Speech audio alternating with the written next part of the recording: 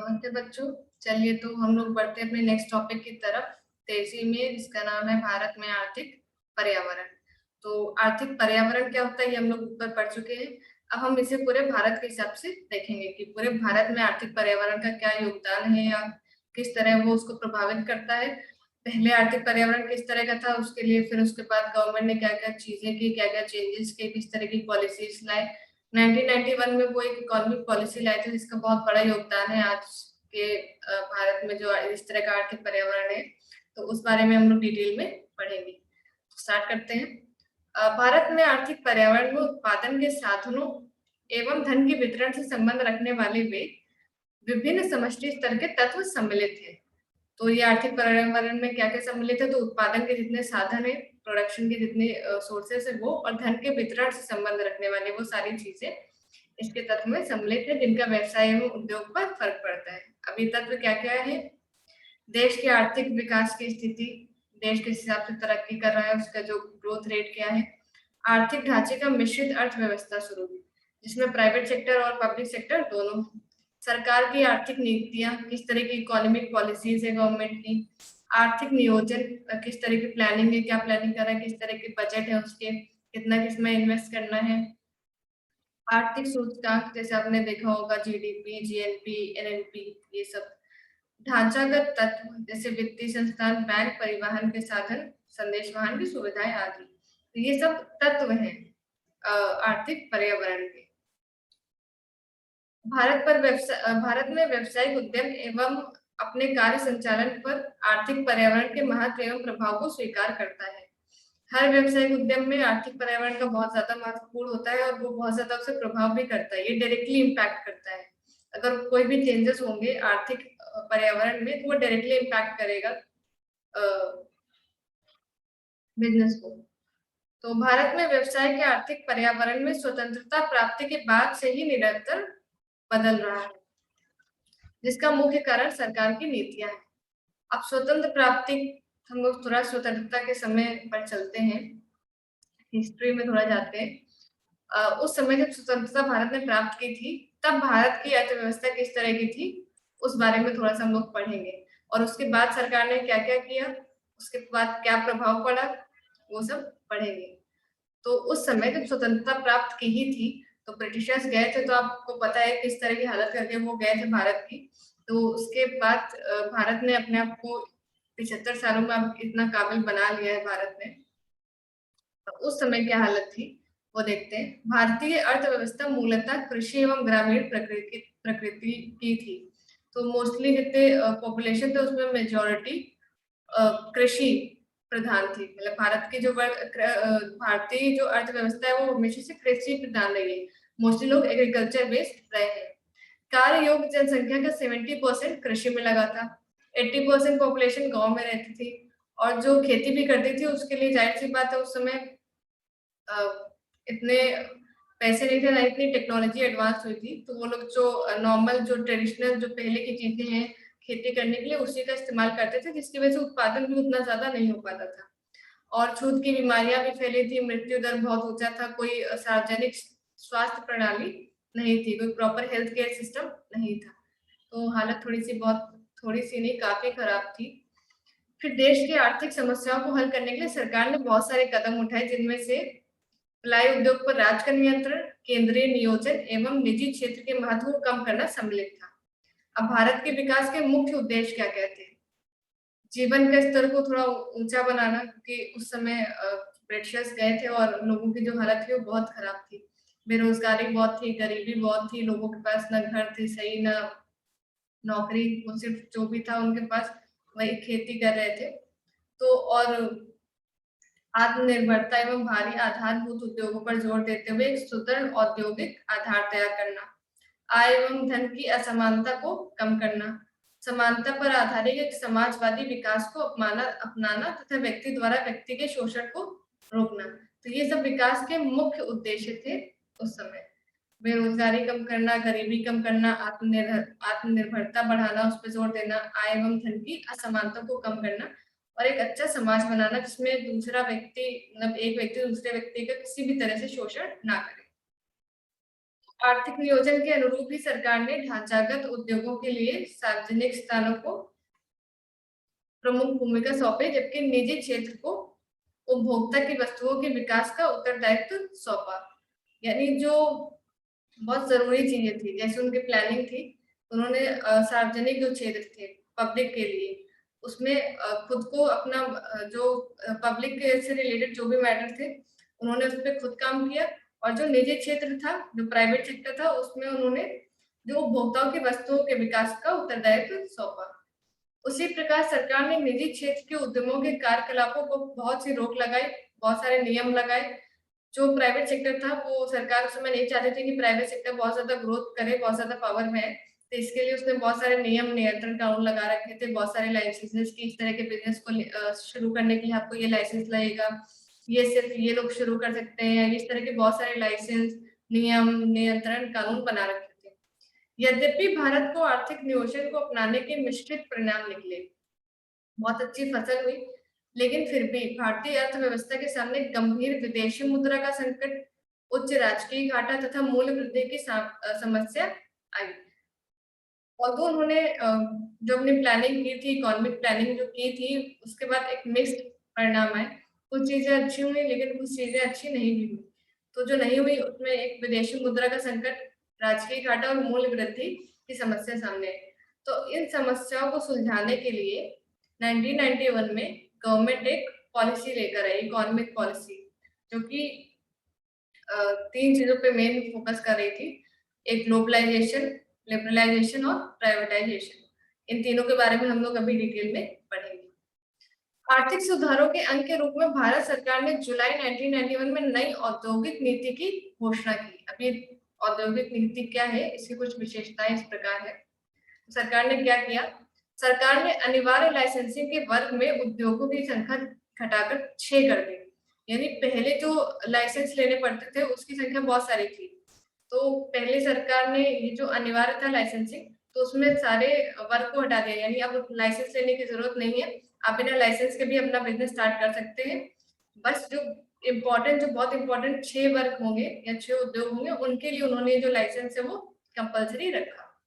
कई उद्योग जो सार्वजनिक क्षेत्र के लिए निश्चित किए गए थे, उन्हें अब मुक्त कर दिया गया था।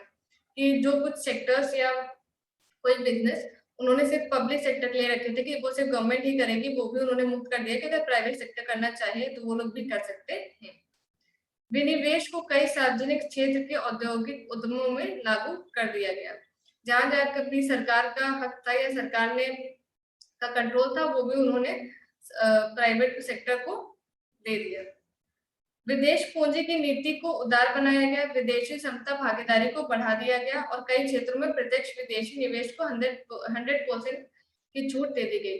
पहले ऐसा था कि कि जो विदेशी पूंजी है, जो बाहर से अगर कोई इंसान, कोई भी कंपनी या कोई भी ऑर्गेनाइजेशन अगर इन्वेस्ट करना चाहती है, तो इंडिया में पहले बहुत सारी लिमिट्स थी कि आप इससे ज्यादा यहाँ पर नहीं इन्वेस्ट कर सकते, जैसे 50% या इतने अमाउंट का 50% या इतना अमाउंट इससे ज्यादा नहीं कर सकते। तो वो जो लिमिट थी, वो लिमिट हटा दी गई, कई जगह हटा दी गई, कई जगह बढ़ा दी गई। तो इससे भी हमें फॉरेन एक्सचेंज मिला। विदेशी कंपनियों के साथ प्रौद्योगिकी समझौतों के लिए स्वचल की छूट दी गई।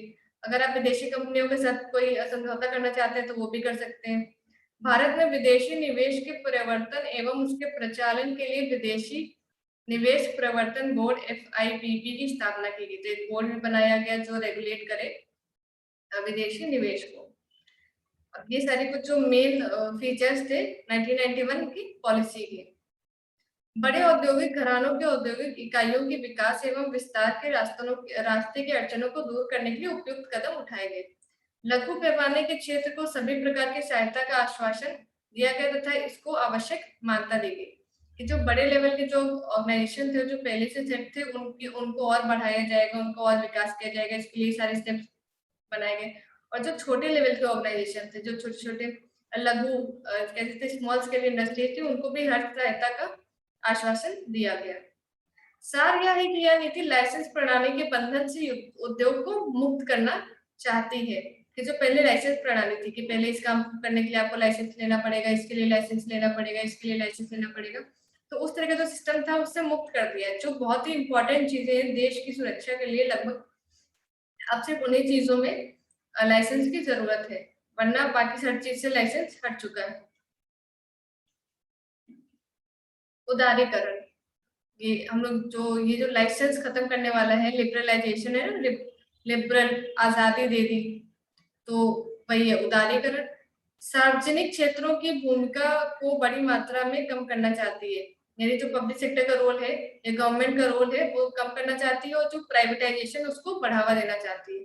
तथा भारत के औद्योगिक विकास में विदेशी निजी क्षेत्र की भागीदारी को प्रोत्साहन देना चाहती है, जो कि वैश्वीकरण, ग्लोबलाइजेशन, यानी देश पहले हम लोग काफी लिमिटेड थे, सब कुछ जो भी बिजनेस ऑर्गेनाइजेशन जो भी हो रहा है हमारा बिजनेस, वो इंडिया में हो रहा है। बाहर के साथ या बाहरी देशों के साथ हमारे बहुत ही लिमिटेड ट्रेड रिलेशन है, लेकिन अब चाहते हैं कि जो विदेशी निजी क्षेत्र है उनकी भी भागीदारी बढ़े।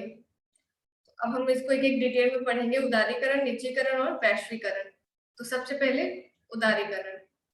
आर्थिक सुधारों का लक्ष्य भारतीय व्यवसाय एवं उद्योग को अनावश्यक नियंत्रण एवं प्रतिबंधों से मुक्त कराना था, कि जितने भी बेकार के मतलब एक्स्ट्रा ये है नियंत्रण, जितने भी बेकार के एक्स्ट्रा नियम है जिनकी जरूरत नहीं है, उनसे मुक्त कराना था। यह लाइसेंस परमिट राज की समाप्ति का संकेत था। भारतीय उद्योग में निम्न उदारीकरण के संबंध में है। थोड़े से उद्योगों को छोड़कर अधिकांश में लाइसेंस की आवश्यकता को समाप्त करना, व्यवसायिक कार्यों के पैमानों के संबंध में निर्णय लेने की स्वतंत्रता, अर्थात व्यवसायिक गतिविधियों के विस्तार अपनाकर संगठन पर कोई प्रतिबंध नहीं। वस्तु एवं सेवाओं के हस्तांतरण में प्रतिबंधों को हटा लेना, अगर कोई भी वस्तु का हस्तांतरण करना है तो उसमें पहले बहुत सारे प्रतिबंध थे जो कि नहीं है, उनको सब चेंज कर दिया गया। आप किसी भी वस्तु या सेवाओं का जो भी बना रहा है वो खुद उनके मूल्यों का निर्धारण कर सकता है। वस्तु एवं सेवाओं के मूल्यों का निर्धारण की स्वतंत्रता, कर की दरों में कमी तथा अर्थव्यवस्था पर अनावश्यक नियंत्रणों को भी उठा लेना, कर की दर कम कर दी, आयात और निर्यात की प्रक्रिया को सरलीकरण कर दिया। अगर आयात और निर्यात, इंपोर्ट एक्सपोर्ट की जो भी प्रोसेस था उसे और सिंप्लीफाई कर दिया, यानी आयात और निर्यात को और बढ़ाने के लिए। भारत में विदेशी पूंजी तथा प्रौद्योगिकी आकर्षित को सरल बनाना, क्योंकि अगर विदेशी लोग भी तब यहाँ इन्वेस्ट करेंगे, विदेशी लोग या विदेशी कंपनी, जब उनके लिए यहाँ इन्वेस्ट करना थोड़ा आसान होगा। अगर उन्हें पहले ही लगेगा कि अरे यहाँ का तो सिस्टम ही बड़ा मुश्किल है, हमें तो समझ ही नहीं आएगा, या बड़ा कॉम्प्लिकेटेड है यहाँ पे, यहाँ इससे अच्छा कहीं और कर दो, तो इस तरह की चीजें ना हो, तो इसलिए भारत में बहुत सारी चीजें सिंप्लीफाई की गई है। तो ये था हमारा उदारीकरण, लिबरलाइजेशन, जिसमें मोस्टली ये जो अनावश्यक नियंत्रण, एक्स्ट्रा जो नियंत्रण थे, और ये जो लाइसेंस वाले लाइसेंस था कि हर चीज के लिए लाइसेंस की जरूरत पड़ती है, इन सब चीजों से आजाद कर दिया गया था बिजनेस को, और प्राइवेट को, जो प्राइवेट सेक्टर थे उन्हें और ज्यादा छूट दी गई कि अब वो अपने फैसले खुद ले सकते हैं। निजीकरण, प्राइवेटाइजेशन। नए आर्थिक सुधारों का लक्ष्य राष्ट्र के निर्माण की प्रक्रिया में निजी क्षेत्र की भूमिका में बढ़ोतरी करना तथा सार्वजनिक क्षेत्र की भूमिका को कम करना था। भारतीय योजनाकारों ने अब तक विकास की जिस स्थिति का अनुसरण किया था उसको उलट दिया। स्टार्टिंग में वो लोग प्राइवेटाइजेशन को कम और पब्लिक सेक्टर को ज्यादा महत्व दे रहे थे, लेकिन अब इन्होंने इसका उल्टा किया।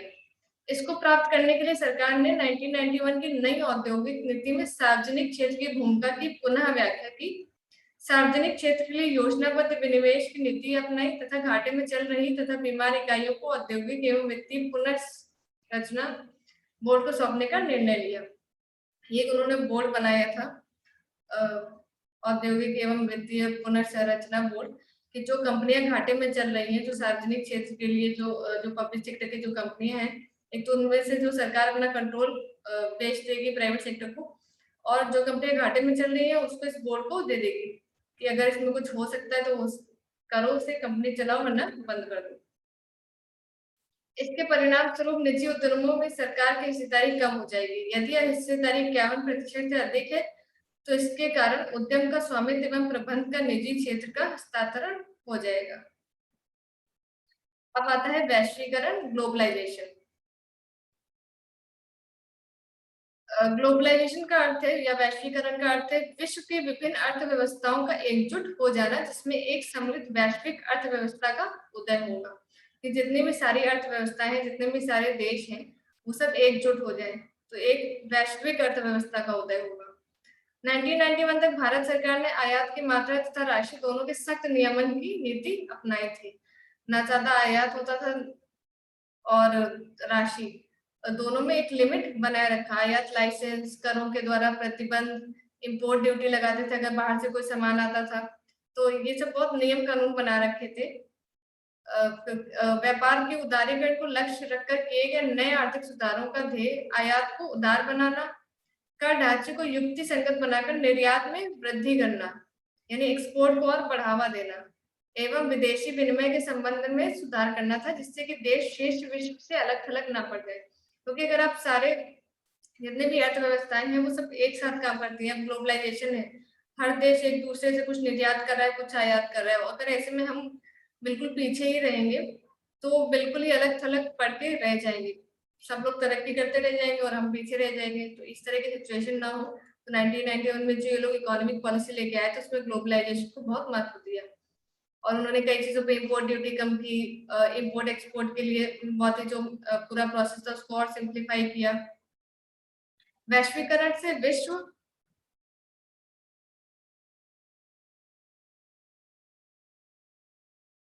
अर्थव्यवस्था के विभिन्न देशों में पारस्परिक लेन देन तथा एक दूसरे पर निर्भरता में वृद्धि होगी। यदि कोई व्यवसायिक इकाई दूर के भौगोलिक बाजार में अपने ग्राहक की सेवा करना चाहता है तो उसके लिए भौतिक भौगोलिक दूरी अथवा राजनीतिक सीमाएं कोई बाधा नहीं होगी। अगर कोई एक देश से दूसरे देश में कोई सेवा पहुंचाना चाहता है तो वो ऐसा कर सकता है। अब ये जो होता है ना कि ये जो फिजिकल डिस्टेंस है वो एक मैटर या एक वो रीजन नहीं बनेगा कि वो ऐसा ना कर पाए। यह सब प्रौद्योगिकी में तेजी से हो रहा विकास तथा सरकार की उदार व्यापार संबंधी नीति के कारण संभव हुआ। 1991 की नीति के माध्यम से भारत सरकार ने देश को वैश्वीकरण की राह पर डाल दिया। अब नेक्स्ट आता है हमारा विमुद्रीकरण, जो 2016 में हुआ था 8 नवंबर में, डीमोनेटाइजेशन। तो ये हम लोग स्टार्ट करेंगे नेक्स्ट सेशन में।